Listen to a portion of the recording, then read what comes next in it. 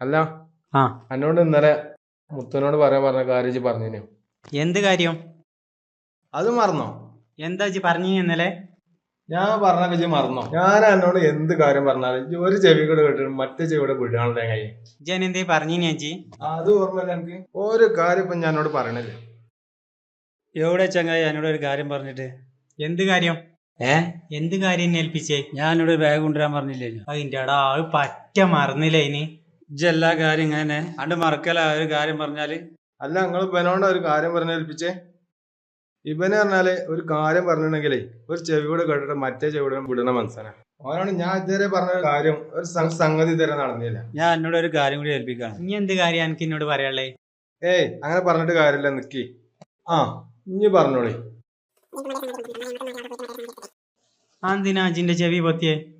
എന്റെ ചെവി പൊത്താൻ ഞാൻ ഒരു ചെവി കൂടെ